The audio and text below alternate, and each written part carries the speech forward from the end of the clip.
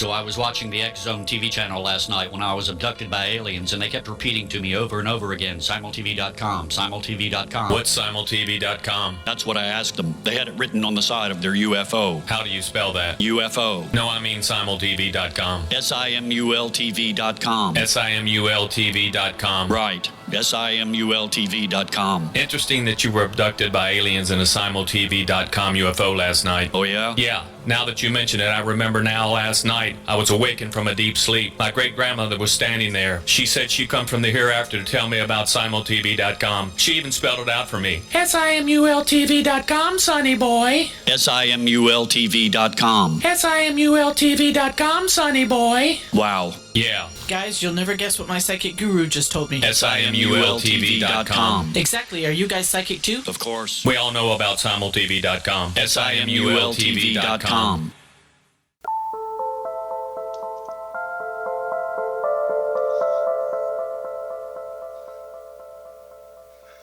Hello and welcome back to Paranormal Stakeout.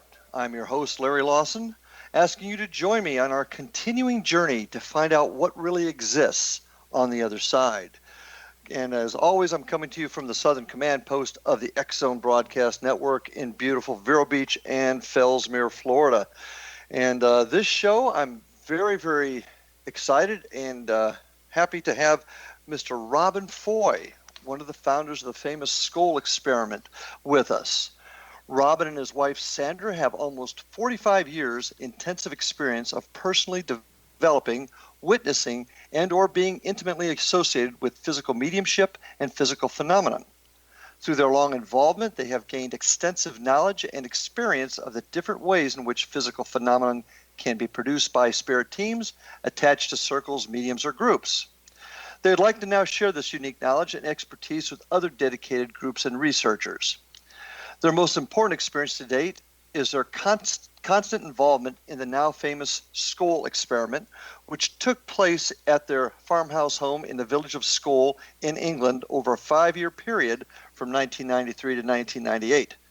During this period, Robin and Sandra were the only people in the world who were able to personally witness all 1,000 hours plus of physical phenomenon in their Scole experimental group. This is a special experimental group at Scole that has become very famous in the last 20 years, and there's currently a planned movie about the experiment in production. Robin is the co-founder of the Institute of Spiritualist Mediums, Home Circle Link, founded in the 1980s, and the personal founder of the Noah's Ark Society in 1990. Robin has given numerous radio and television interviews regarding the Scole group and its experiences over the years, as well as talks and lectures on the subject of Scole and physical mediumship in its different forms.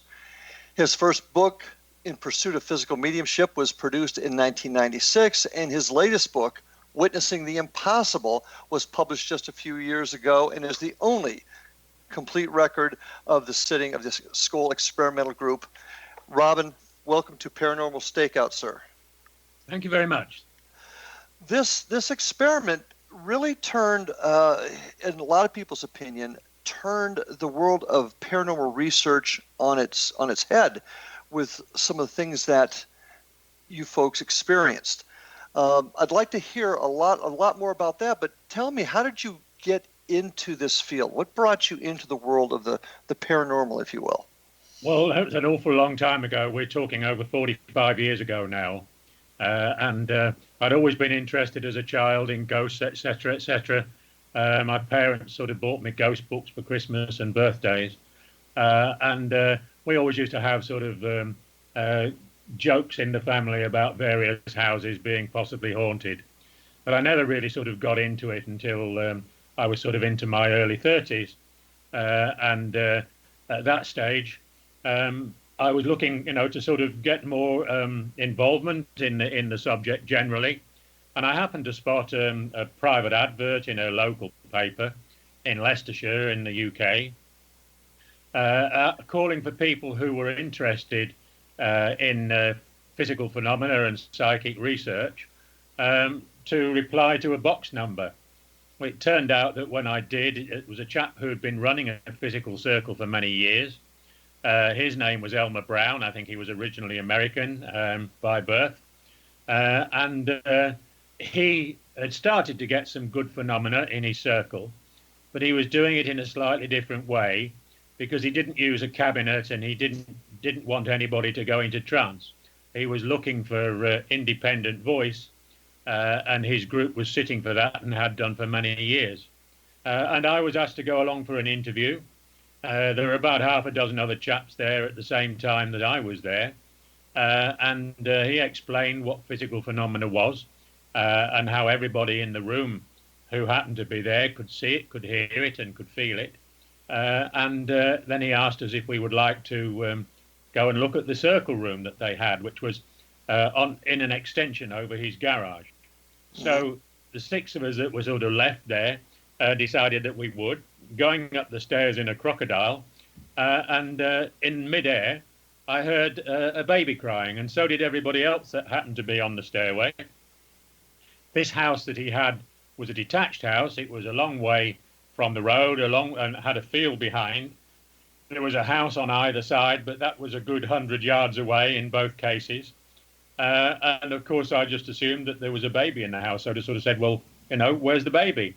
And the guy from the circle said, well, we don't have a baby here. And so I just sort of explained that the six of us that were going to look at this circle room had just heard a baby. This was to us 100% real. And his explanation was that, well, maybe the spirit world is trying to give you a message. Well, less than a week later, my first wife and I had actually applied to adopt a child. And less than a week later, we got a phone call to say there's a baby for you.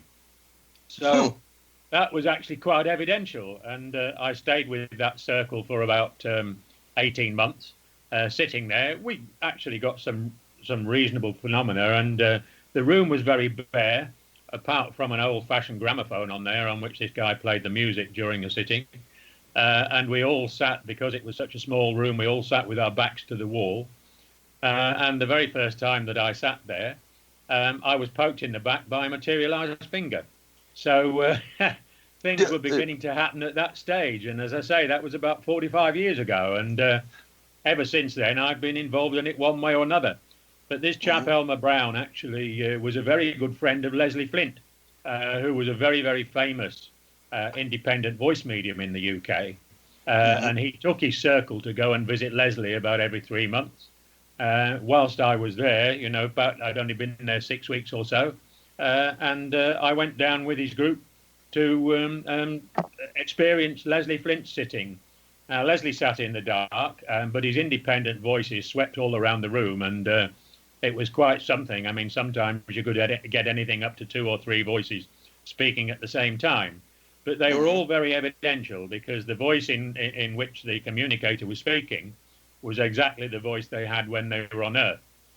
So in many cases, if, for instance, I had my mother and father there, as I once did, I was able to say, that was definitely their voice. And the spirit voices would speak for anything up to sort of 15 minutes at a time. And quite good evidence would come, things that nobody knew about, but having checked afterwards, discovered to be correct. Interesting. Now, up to this point, had you had any type of belief or thought that you might have psychic ability? Not at all, no. Do you consider that you have that now? In fact, it was many years before I really developed anything psychic myself. Okay. And this 45 years ago, that was quite a while, and that sent you obviously on this trek. When you talk about a circle, can you kind of explain to me what that is? I've heard different terminologies, but when I think of circle, I think of maybe something Wiccan. Was it along those lines? Yeah. No, actually, a circle is just a group of people who sit in a room, generally sitting in a circle, but who sit for the purpose of developing psychic gifts. This is the way that it's done with mental mediumship, which is where a medium actually can see, can hear, or can feel or sense a spirit personality, but everybody else in the room can't. And then the medium will pass on a message that they're hearing or seeing or feeling. And that's mental mediumship, where it comes through the mind of the medium. And of course, Okay. physical mediumship is this one where everybody's able to witness anything that happens. So that's more of a realistic thing. But they all start with the group that develops the type of phenomena that they want by sitting in a group and usually in a circle. And you consider yourself a physical medium? Would that be correct? No, I'm not. No, I mean, I have occasionally spoken in trance, but I don't think of myself as a physical medium. Okay.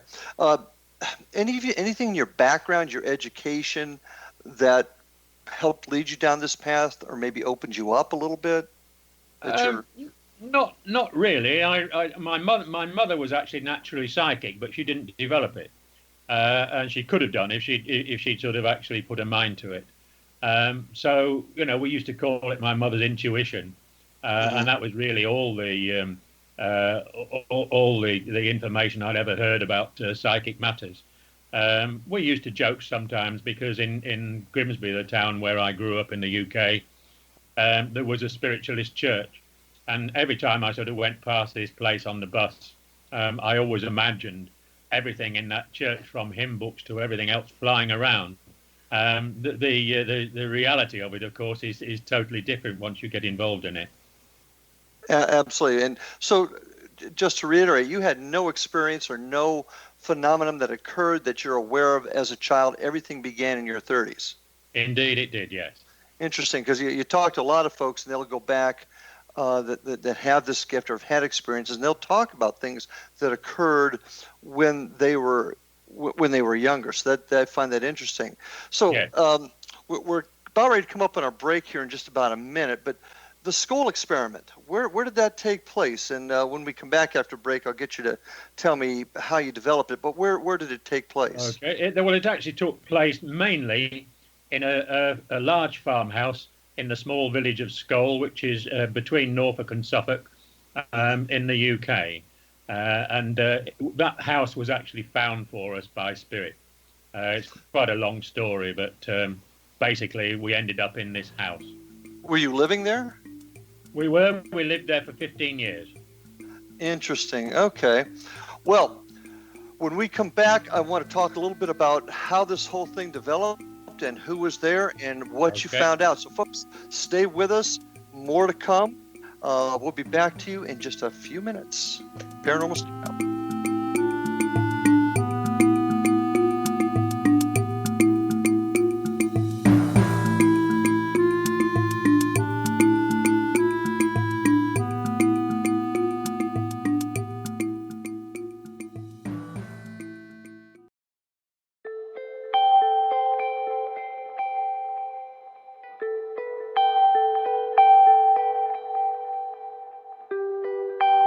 It's hard to listen to the news without realizing we're living in volatile, unprecedented times. Yet never has there been such an opportunity to transform the human condition. As old structures fail, where can we find the guidance to co-create a better way? Find Your Path Home is an ever-evolving, leading-edge information, education, and healing resource center designed to support and guide you on your path to unity and enlightenment. Based on sound principles employed by shamans worldwide, we provide techniques that can support you through the current transitions, offering online shamanic classes, international long-distance shamanic healing sessions, complimentary Mission Evolution radio episodes and Stairway to Heaven TV vignettes, seminars, retreats, and much more. All of this can be found on findyourpathhome.com.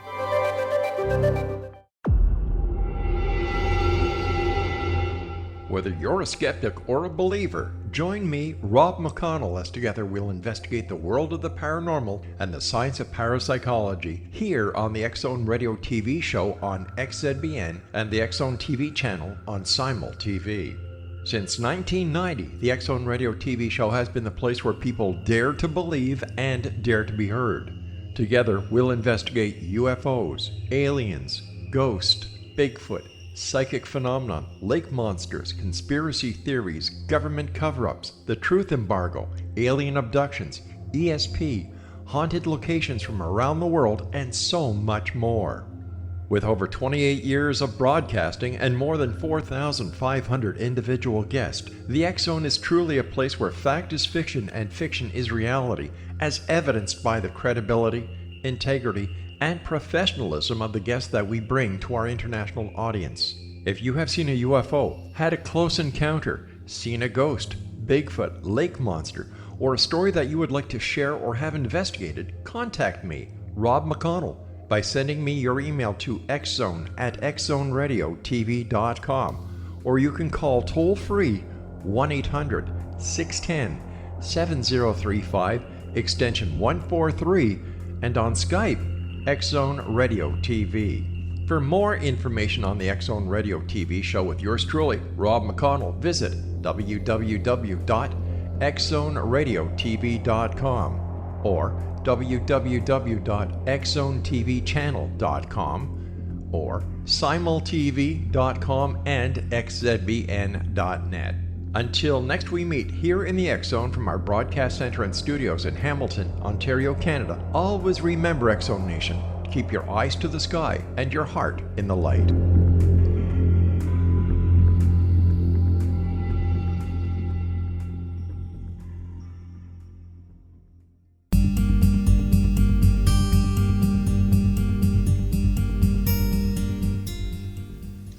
And we are back on Paranormal Stakeout with my guest today, Mr. Robin Foy, famously known from the Scole experiment in England in the 1990s.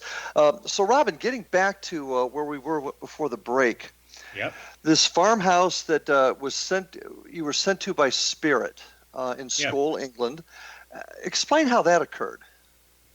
Well, my wife and I had been running our own home circles for many years. I mean, we were married nearly 40 years ago, and ever since we got married, we were running our own home circles. In fact, we met in a home circle where there was a very, very good deep trance medium, one of the best deep trance mediums I'd ever come across. And I'd actually started a circle with this guy a couple of years before I met Sandra. And I'd left the circle subsequently, but she went into that circle.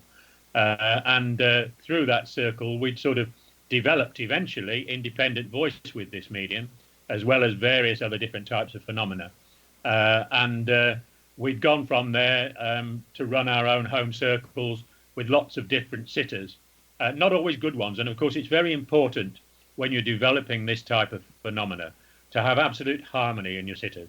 Your sitters have to be totally dedicated, they have to be totally committed, and they have to be totally passionate about the work that they're doing and the development that they're looking for to get good results. And over the years, we had various things happen. With certain sitters, we'd had some good stuff. With others, nothing or very, very little. But when we actually decided, we had a couple of shops in the UK, a fish and chip shop and actually a delicatessen.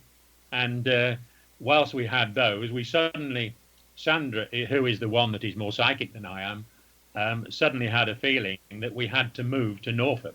There was a lorry passed by the shop in which she was working, and it said the Norfolk line on it. And immediately she got a little message of her own mental mediumship, which said, "You've got to move to Norfolk." And so we decided that we'd try and have a look and see if we could find a place in Norfolk. I spent an awful long time trying. We kept the house that we'd got for a while and looked all over the place for a house in Norfolk, eventually deciding that maybe it would be a good idea to rent an old vicarage where spiritual things had happened in the past. And of course, with the Church of England, an awful lot of the vicarages became vacant because, you would end up with 5 village churches and one vicar who did all the services in them.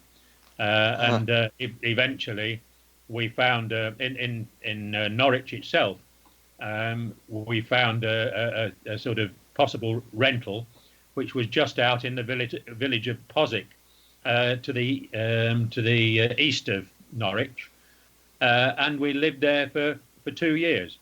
But in all that time, we were being told that they were preparing a very special house for us, and eventually the church came on to us and said, "Look, you can't rent this vicarage anymore.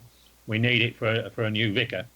And so we started to look around, Sandra picked up a local paper very shortly afterwards, and there was an advert in there which stood out to her and seemed to stand out in bold type that said farmhouse to let. And this turned out to be a farmhouse that we'd actually know. Well, we knew the house itself, never been into it, but there was an estate owned by a lord who had about 95, 100 houses, and this place was very run down. And I think there'd been a tenant farmer had lived in it for most of his life, and there was an awful lot of work needed doing on it, so it was actually within our price range, and we decided that we would rent it, and this turned out to be Scole, street farmhouse in Scole. And it was perfect for sittings, because there were two cellars, which at one time had actually been used as a working farmhouse, and milk had been stored down there. And we started a development circle at that time for physical, and this is where it all started to happen. Within about 6 months of starting that circle, I think we had 7 sitters to start with. And that eventually, through people leaving naturally and everything, that went down to 4 in the end. But when we started with 7, within 6 months, we started to get some very good spirit lights. Both of our 2 mediums, who hadn't had a lot of experience in trance, were in deep trance every single time we sat, right through the whole sitting. And it was through them that we were able to connect with the spirit team. And the spirit team comprised. Let me hold you up just there for a second, because I want to go back a little bit. You, in your circles with your wife, you had been receiving messages that it was time to leave, and that's when you saw the vehicle that said Norfolk on it. Was this your spirit guide that was giving you this information? Was it just specific? I think Sandra is very psychic, and she got a very, very strong message when she saw this particular lorry with the Norfolk line on it, and felt that we had to move to Norfolk. And that's when we started looking for accommodation to rent in Norfolk. And she got basically directed to move, and that's when you saw the sign. Okay. Spirit lights. You mentioned that a few minutes ago. What do you mean by spirit lights? Well, we did have all types of different spirit lights at Scole as they developed, but the very first ones that we started to get were tiny little lights, probably the size of a 1-cent coin, absolutely tiny.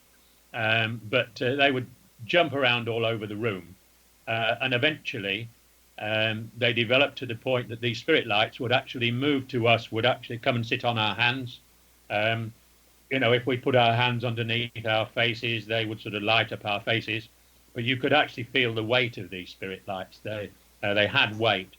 And they would also come and do aerobatics for us, which was very interesting. Moving around at a speed which couldn't be matched by any human force. Okay, so you've settled in. You realize that there's from the way I describe it, psychic energy in this house. Your circle began to get information. How did that develop into the Scole experiment? What made you move forward to try and discover what was truly on the other side? Well, in actual fact, we were really under the direction of the spirit team, because we were talking to them on a very regular basis every time we sat, through the 2 deeply entranced mediums. And we had various spirit people that were on the front line, if you like, that spoke to us on a regular basis. And we came to know them as family very, very quickly, because these people took an awful lot of time to sort of give us examples of communication, which proved to us to be very evidential, because they would tell us things that nobody in that group knew. But we could, if we actually researched it, we realized that what they were telling us was exactly right. And also, of course, they put us in touch with various information about our families and who had passed over, giving examples of messages that our families had passed on, which we didn't even know ourselves. For instance, I had a cousin who I'd only known ever as Rita, and I was told by one of the communicators that you've got your cousin here, and it's Marguerite. Well, I never ever knew that her proper name was Marguerite, and of course, when I asked everybody, it turned out to be quite true. But she was actually coming in a solid form into the room, and was stroking my arms and sort of pinching me, and sort of we actually. And you saw this. You actually saw this. No, this was in the dark, and I felt it. As the phenomena developed, and the spirit lights developed, they developed into sheets of light, of spirit light, so that when we started to get teleported spirit people coming into the room, and a sheet of spirit light was there, then we could actually see them. Okay. You've mentioned a couple times now about being in the dark. Yeah. Is this the only way that this can occur? No, it is now. I mean, it's 20 years since Scole finished, and the technology of the spirit world has moved on particularly fast since then, as it has done in our own world around us. And there are now different ways of doing things, and an awful lot of groups who have started to develop have done it in either full light or partial light, and are getting some good phenomena under those conditions. Okay. We sat in the dark because our spirit team asked us to. Gotcha. Okay. You keep mentioning or referring to the spirit team as people, not spirits. Why is that? Well, because they spoke to us as though they were simply people in the room, the same as we were. So they were the level people of conversation was just as you would have in a family.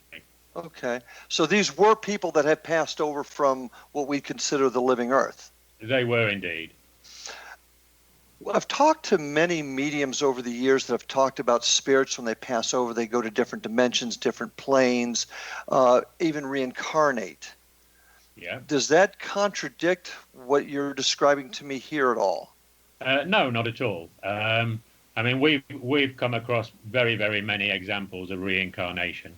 And as far as we understand, most people, not all, but most people do reincarnate throughout their development.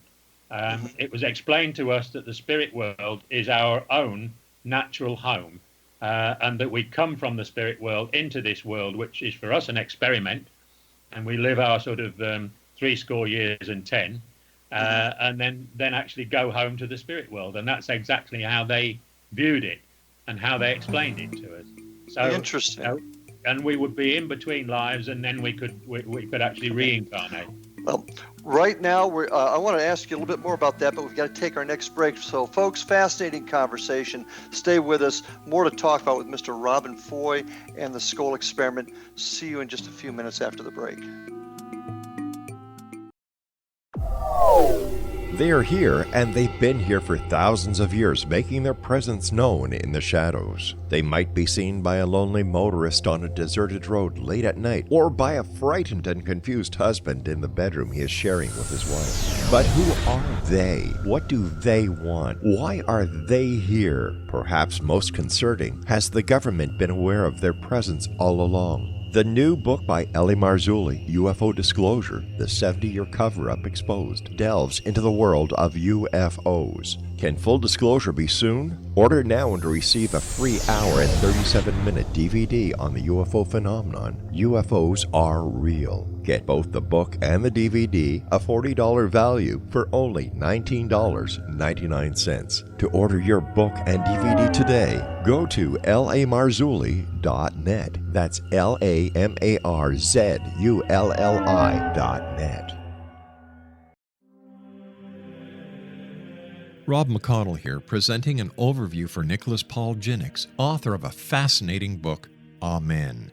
It presents facts revealed by Egyptologists, facts that enable us to understand why Amen is the beginning of creation of God. It provides recommendations for religious leaders of the major religions to unify their beliefs and teach the Word of God. Love one another. Amen informs people how mankind conceived God. It was the Egyptians that developed the concepts of a soul, a hereafter, and Son of God. And finally, after the worship of many gods, They conceived the belief in one universal God, the maker of all there is. For more information, visit www.futureofgodamen.com. That's www.futureofgodamen.com.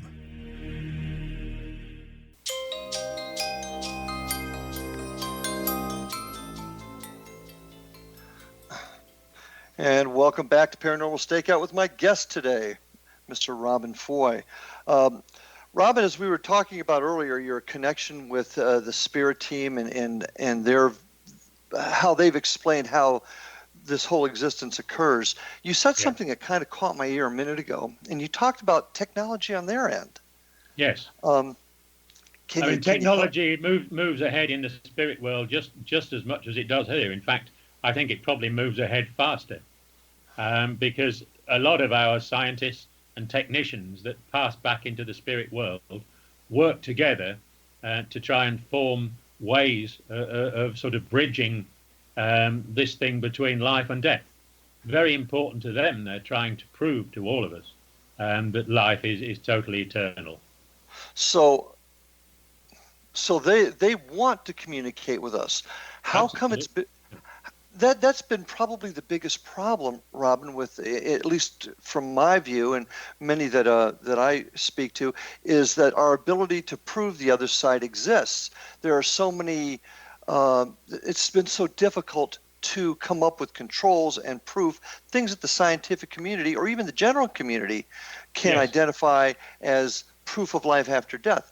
If they've been so anxious and their technology, as you put it, is moving forward, what's been the holdup?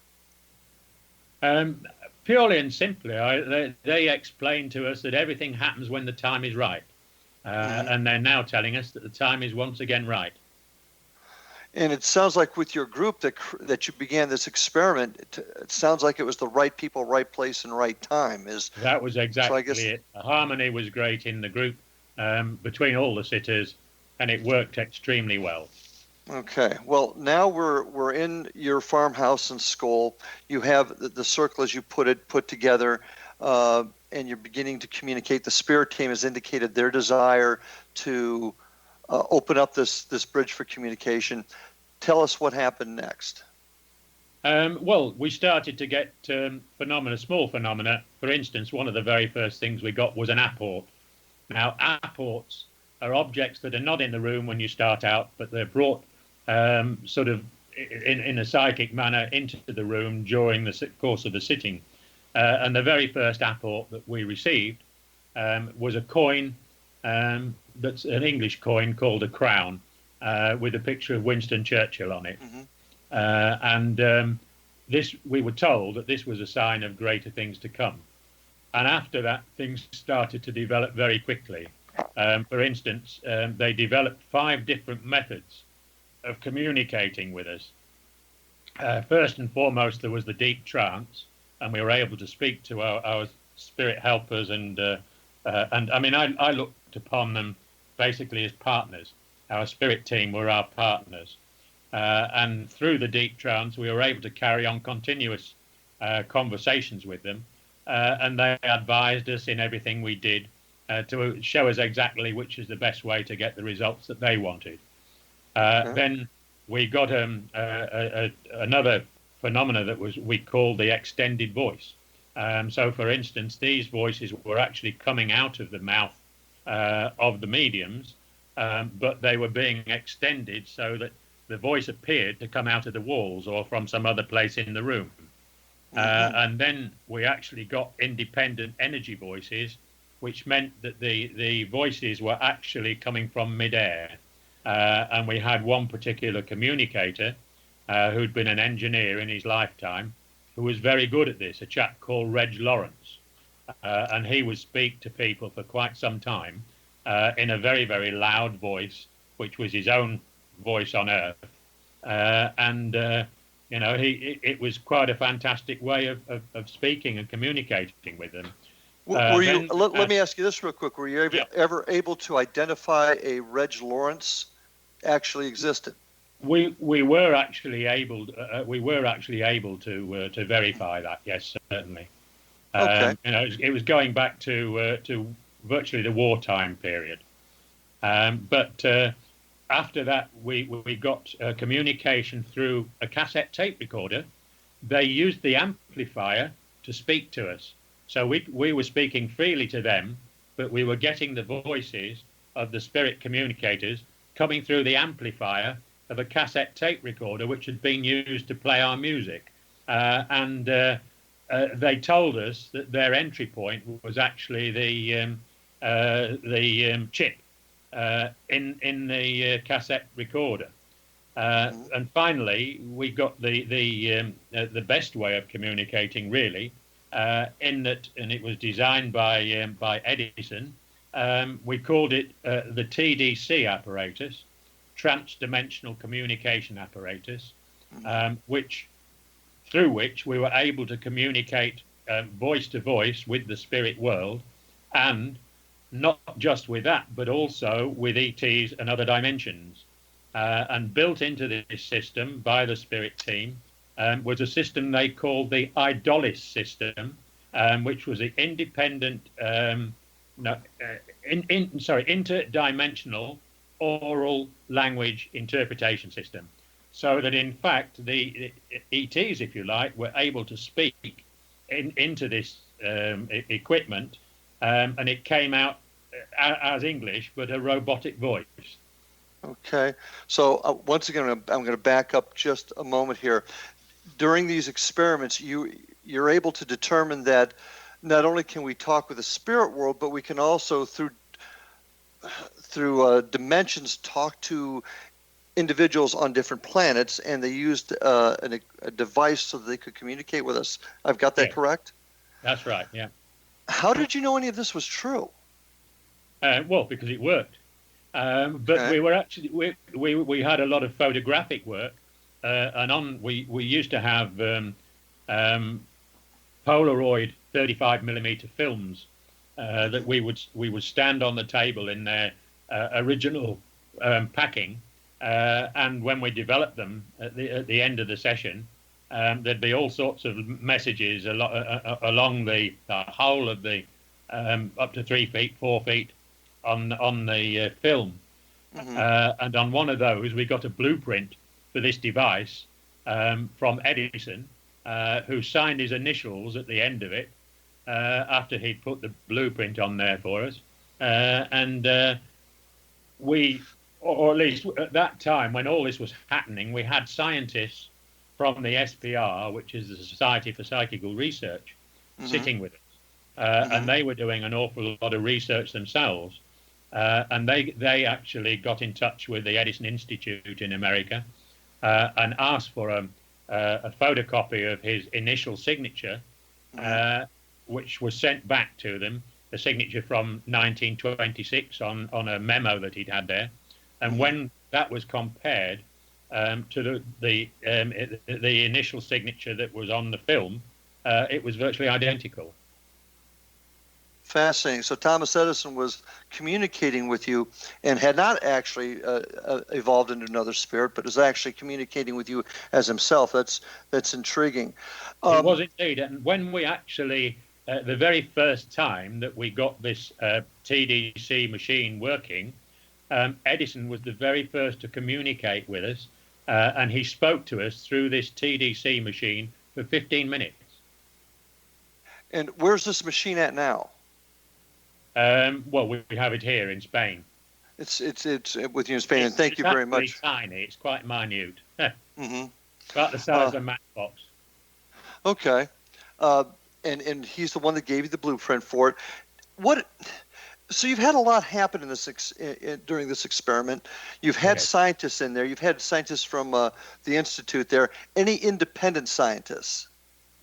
Only the ones that they brought in specially, and they would actually the scientists that came to visit us. There were 3 of them on a regular basis, but they would ask the spirit team if a certain individual scientist could come with them on a visit. Mostly they were given permission, but with 1 or 2 they weren't. Did you find it interesting, intriguing, or even somewhat disturbing that was the control. They were controlling who could come in. Did that worry you at all as a result, or I should say, No, did it worry you that it hurt your credibility? It was just natural. As I say, these people had become like family to us, it was actually, we knew, they proved to us so many times in the early days that they were 100% genuine and they were 100% helping us, and so we just trusted them, and every time we trusted them, it worked. There are many that believe in the paranormal research community that we don't always know who it is that is responding to us. We don't always know exactly. They say they could be one person, but they may not. How are you able to actually prove who it was you were talking to? Well, purely and simply from clues that we were given all the way along. And as I say, sort of facts that none of us knew, that turned out to be 100% correct upon research. Facts about themselves, facts that weren't always written down in the books about them. Mm-hmm. And going back to this one individual, Reg Lawrence, for example, what sort of things did you do to verify that he existed during a certain time? What mechanism did you use? Both the SPR people that were with us, working with us, and sort of, I suppose they were examining what was going on at Scole. But through their research and through our research on the internet, etc., we were able to discover exactly the background of this chap, exactly as it had been told to us. How many folks were you able to actually identify? Handful? I would say about a dozen, maybe. Okay. Well, we're coming, but we got to take our break now. Robin, we'll be back in just a few minutes. Got a lot more interesting stuff to ask you. So, folks, stay with us for our last round of Paranormal Stakeout. We'll see you in just a couple minutes.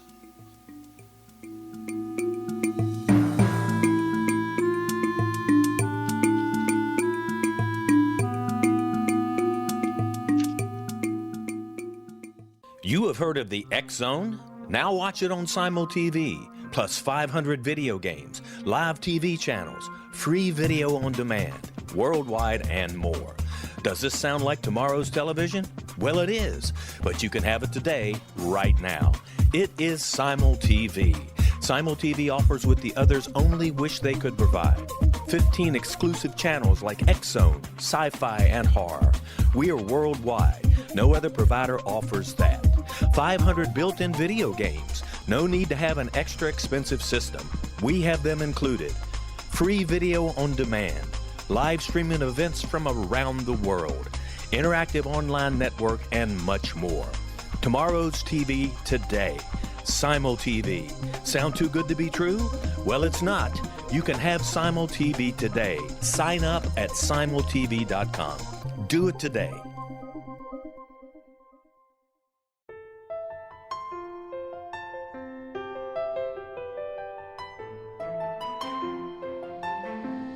Path Home Shamanic Art School has just launched a new online series of classes, Galactic Shamanism, Art of the Ancients, Key to Tomorrow.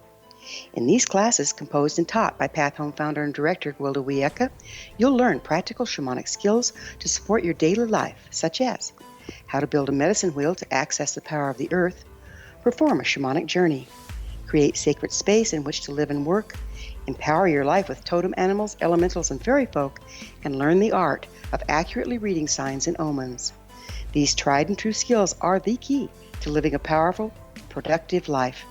Visit us at findyourpathhome.com to see the ever-growing collection of classes and leading-edge information to support you during these times of uncertainty and transition. All can be found at findyourpathhome.com. They are here, and they've been here for thousands of years, making their presence known in the shadows. They might be seen by a lonely motorist on a deserted road late at night, or by a frightened and confused husband in the bedroom he is sharing with his wife. But who are they? What do they want? Why are they here? Perhaps most concerning, has the government been aware of their presence all along? The new book by Ellie Marzulli, UFO Disclosure, The 70-Year Cover-Up Exposed, delves into the world of UFOs. Can full disclosure be soon? Order now and receive a free hour and 37-minute DVD on the UFO phenomenon. UFOs are real. Get both the book and the DVD, a $40 value, for only $19.99. To order your book and DVD today, go to lamarzulli.net. That's LAMARZULLI.net.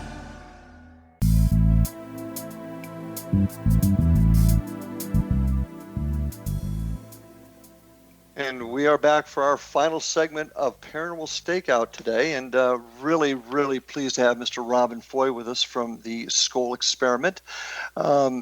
You can get a hold of him at his website at www.scole, and that's spelled SCOLE, ScoleExperiment, one word, .com. Also want you to check out his books, In Pursuit of Physical Mediumship, and also Witnessing the Impossible. And as I noted earlier, there's a film coming out chronicling the Scole Experiment soon. Robin, do you have any idea when that's going to be out, the film? It's sort of anybody's guess, really, but I know that the final stages of the talking are still going ahead. Excellent, excellent. Is there any other website or place that folks can get a hold of you if they need to? Yes, on my email address, anybody can get hold of me there.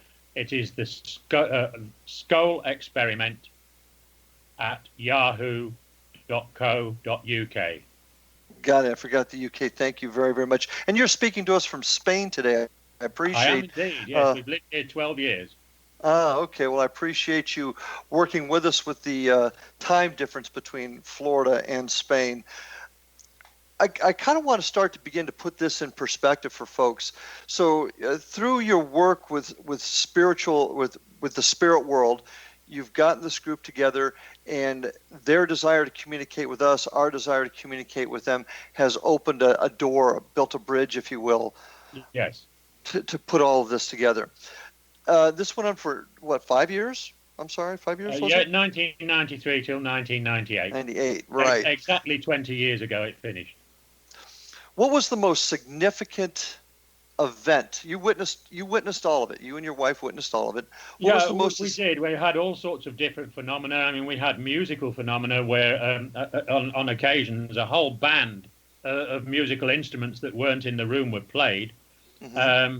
We had a lot of photographic experiments, and in the end, we actually had, a live video camera that was being used in there. We had angelic figures which materialized in the room, angels basically, and they were self-illuminated and they moved around the room. We had teleportation of solid spirit visitors, and that was very, very interesting and evidential, because we would have solid spirit people were teleported into the room whilst we were sitting.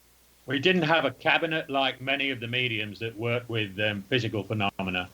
But these spirit people appeared there, and it was really exactly like Star Trek.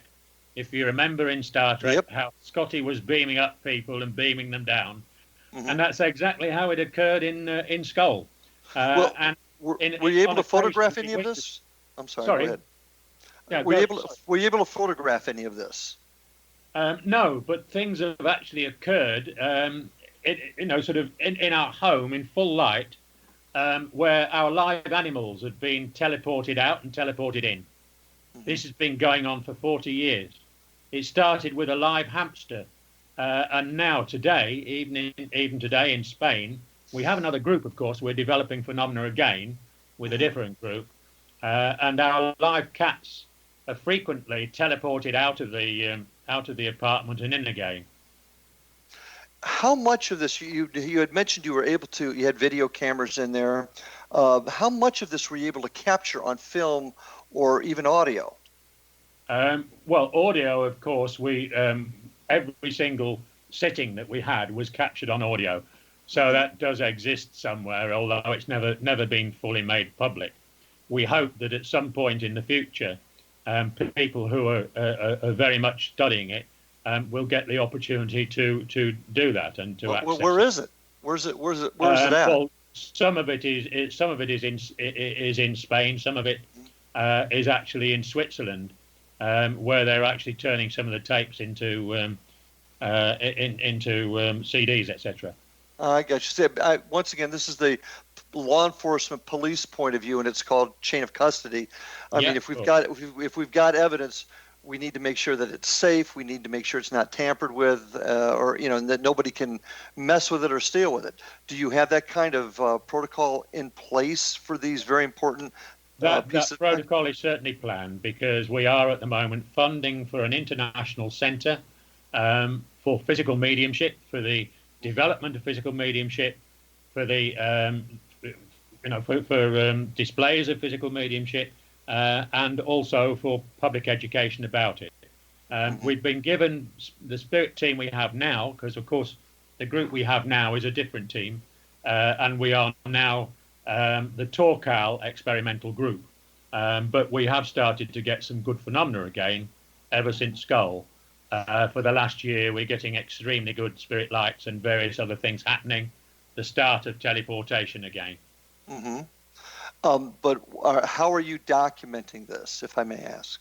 Every sitting is actually recorded again, as we recorded each and every one of the Scole sittings. But it's intended that we will purchase this centre, which is in Antequera, in Andalusia, in Spain, and it'll be an international hub for physical mediumship, where we will be scientifically studying physical mediumship in partial light, in light, and in darkness. Now, is this going to include not just audio but also video? It certainly will do, yes. Okay. One of the things, as I've read through the documents involving the Scole experiment, there are some criticisms out there, and they mostly have to do with controls. And by that I mean independent witnesses, independent verification of events that are occurring. Now, you've talked about scientists being in there. You've talked about, and the scientists were from your organization, correct? No, they were from a different organization, from the SPR. SPR, correct. Society for Psychical Research, which has always been extremely skeptical about any physical mediumship. Correct. What have you to say about the criticisms that there were not proper controls in there? I know there's one talk about you used bands around your wrist. We had luminous bands around luminous our bands, arms, yes. And the ability to maybe, because it was dark in there, you could switch them. There weren't, only certain scientists were allowed in there.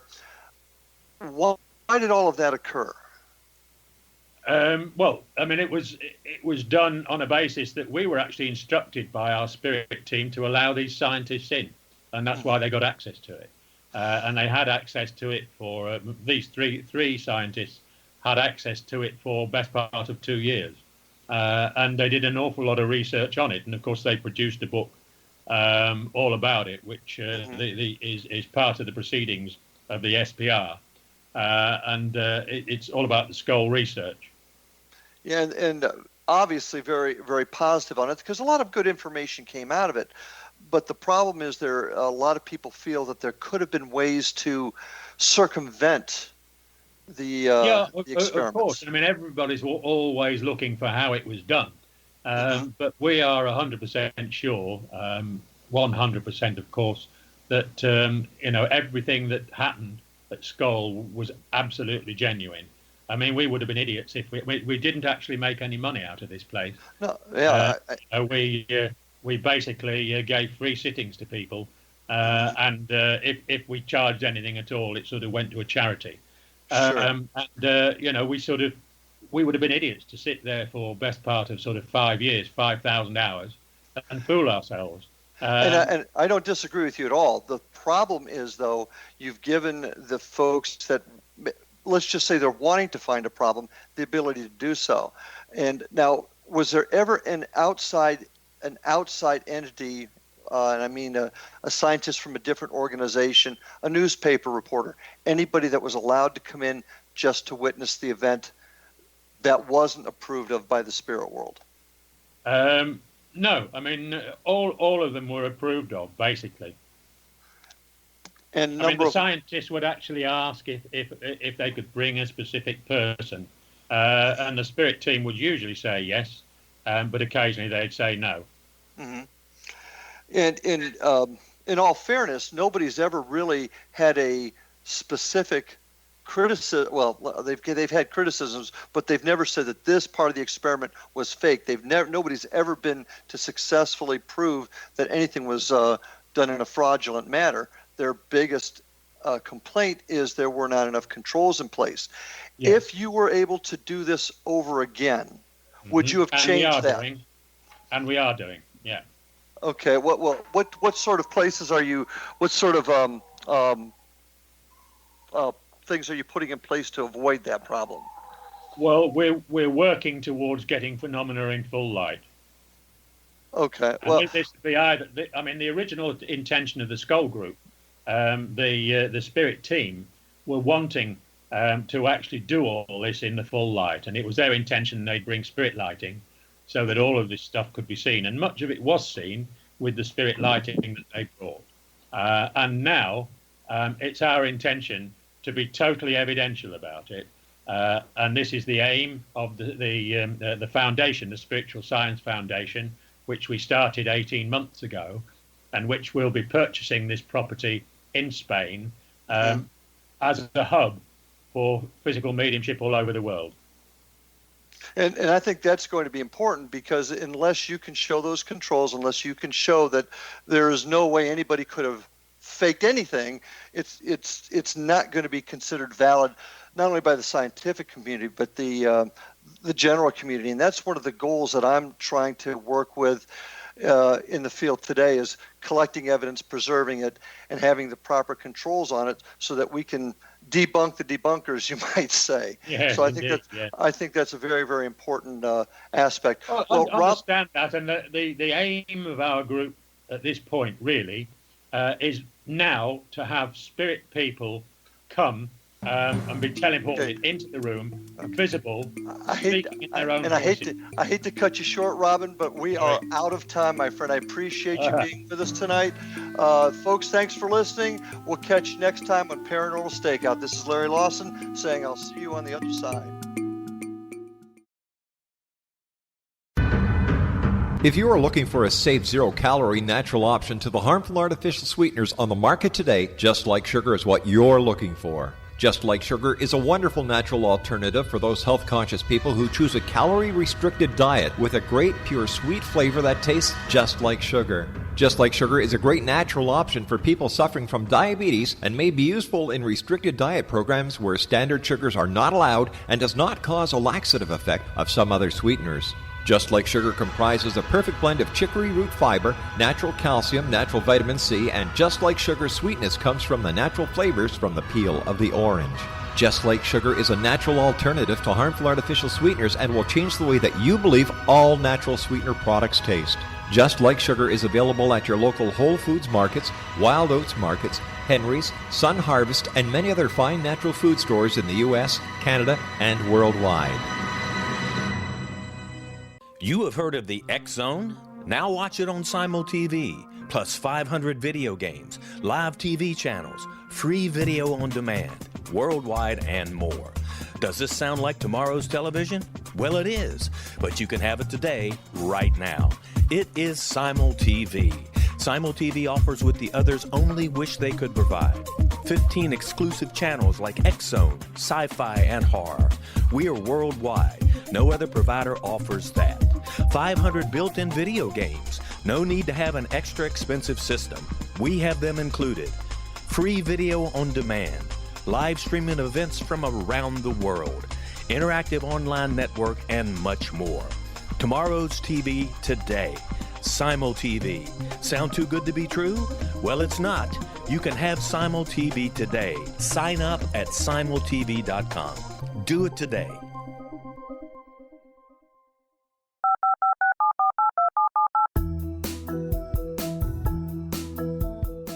Did you know that when you're on the road with limited data or Wi-Fi, you can still listen to the X Zone radio show with Rob McConnell, The Science of Magic with Gwilda Wiyaka, X-1, Dimension X, Space Patrol, and every minute of the X-Zone Broadcast Network by calling 213-401-0080, courtesy of Audio Now. No smartphone, app, or internet needed. It saves your data plan, and it's free if you have unlimited minutes. Call 213-401-0080 to listen on any phone, anytime, anywhere. Remember 213-401-0080 for the best of the paranormal, parapsychology, and sci-fi radio programming anywhere, 24/7, 365.